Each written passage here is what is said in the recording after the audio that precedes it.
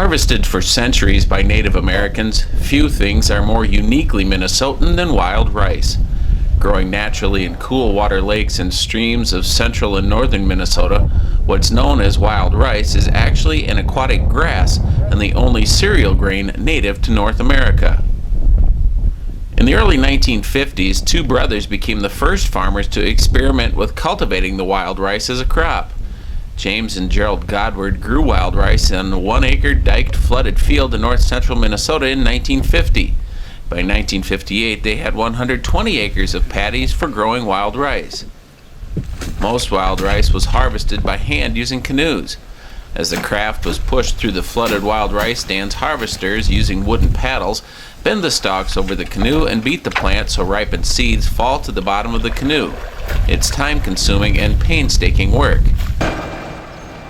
Through plant breeding and testing, shatter-resistant wild rice varieties were developed that could withstand mechanical harvesting. This allowed for faster harvest and the opportunity for larger-scale production.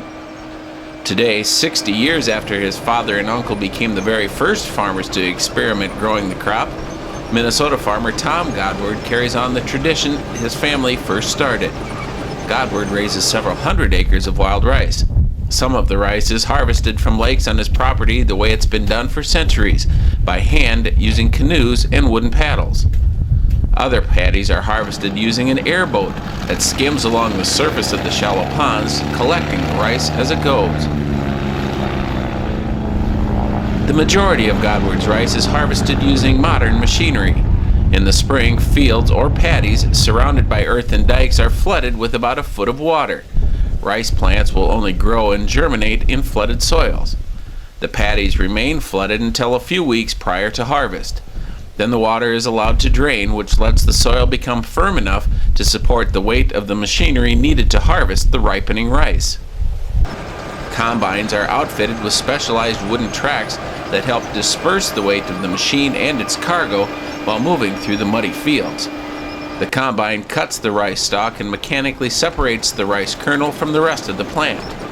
Once the combine hopper is full, it is augered into wagons or trucks to be hauled to nearby processing plants where it is cleaned and prepared for market.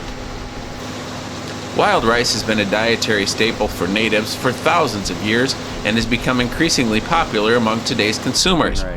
Wild rice is high in protein, amino acids, and dietary fiber, and is also low in fat. It does not contain gluten and is a good source of minerals. For farmer Tom Godward, raising wild rice is part of his family heritage. He still has the very first tractor ever modified for cultivating wild rice.